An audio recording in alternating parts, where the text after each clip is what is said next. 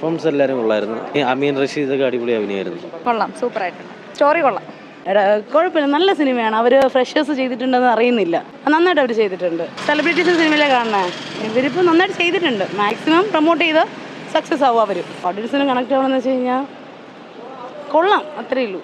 ഇല്ല, അത്ര പ്രത്യേകിച്ചൊന്നും പറയാനില്ല. കുഴപ്പമില്ല, ഫാമിലി എൻ്റർടൈനിങ് ആണ്. ലവ് സ്റ്റോറി പോലെയാണ്. പണ്ടത്തെ ലവ് സ്റ്റോറി വീണ്ടും വന്നു, അത്രയേ ഉള്ളൂ. കുടുംബസമേതം വന്നിരുന്ന് കണ്ട് പോകാൻ പറ്റുന്ന നല്ലൊരു സിനിമ.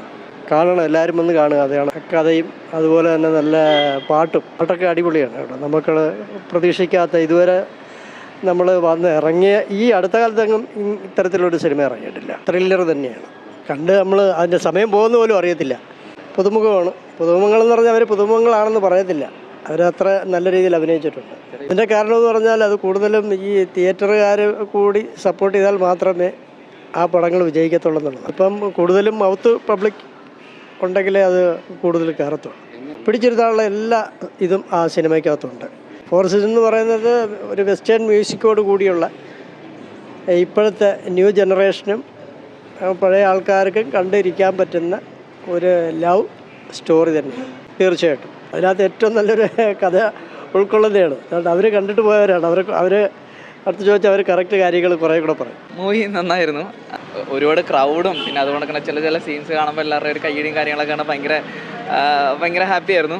മലയാളത്തിൽ ഇങ്ങനത്തെ ഒരു മൂവി കുറേ നാളിന് ശേഷം ഇപ്പോഴായിരിക്കും ഇങ്ങനൊരു മൂവി വരുന്നത്. അപ്പം ഈയുടെ എക്സ്പീരിയൻസ് പറയുന്നത് ഒരു ബിഗ് സ്ക്രീനിൽ കാണുക എന്ന് പറയുന്നത് തന്നെ വലിയൊരു എക്സ്പീരിയൻസ് ആണ്. അപ്പോൾ എന്താ പറയുക, അതിൻ്റെ അകത്ത് കുറേ അതുപോലെ തന്നെ എക്സ്പീരിയൻസ് ഉള്ള ഒരുപാട് ആർട്ടിസ്റ്റുകളും കൂടെ ഉണ്ടായിരുന്നു. അവരോടൊപ്പം അഭിനയിക്കാൻ പറ്റി. അവരുടെ എക്സ്പീരിയൻസ് എനിക്കും കൂടി ഒന്ന് എൻ്റെ അടുത്തും കൂടെ ഷെയർ ചെയ്തപ്പോൾ ഞാൻ ഭയങ്കര ഹാപ്പിയാണ്. ആൻഡ് ഒരു വലിയ എക്സ്പീരിയൻസ് തന്നെയാണ് ഇത്. ഈ ഒരു മൊമെൻറ്റിൽ എനിക്കിത് എങ്ങനെ പറഞ്ഞിരുന്നോ എനിക്ക് അറിയത്തില്ല.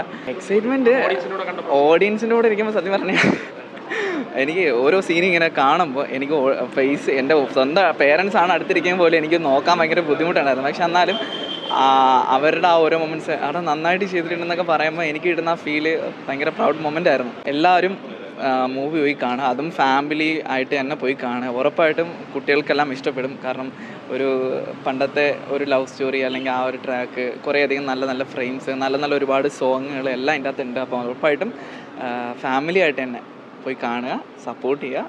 எனக்கு ரொம்ப பிடிச்சது இது. This is my first movie. It's my debut and I'm really proud of it. Everyone in the cast and crew, they did a best job and it's very worth it. எல்லாருக்கும் ரொம்ப பிடிக்கும். கண்டிப்பாக போய் பாருங்கள். Please support and show a lot of love. படம் முழுக்கவே like a lot of people help me. எனக்கு அந்த மாதிரி ஒரு சப்போர்ட் கிடச்சதே இல்லை இது வரைக்கும். ஸோ எனக்கு மலையாளம் தெரியாது. ஸோ எல்லோரும் எனக்கு தமிழில் சொல்லி